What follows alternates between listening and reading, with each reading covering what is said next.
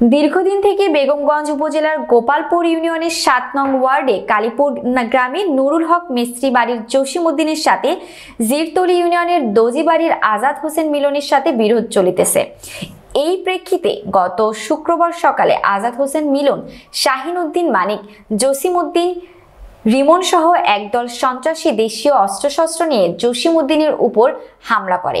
জসিম উদ্দিনের অবস্থা আশঙ্কাজনক দেখে দ্রুত বেগমগঞ্জ উপজেলা স্বাস্থ্য কমপ্লেক্সে ভর্তি করেন স্থানীয় লোকজন।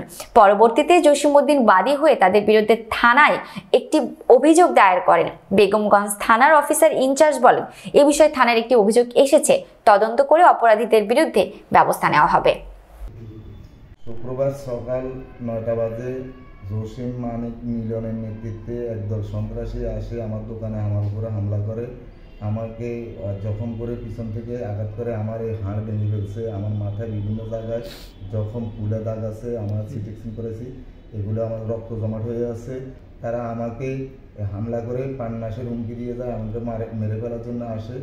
এরা আমাকে বিভিন্ন সময় আগে পূর্বে থেকেও আমাকে এরা বিভিন্ন সময় ডিস্টার্ব করতো, বিভিন্ন সময় এরা আমাকে মারার জন্য বিভিন্ন প্ল্যান প্রোগ্রাম করছে।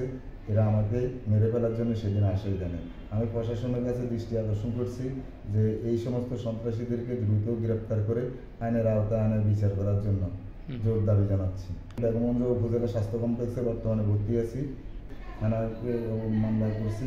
তারা দ্রুত তাকে গ্রেপ্তার করে তাকে আইনের আওতায় বিচারের দাবি জানাচ্ছি।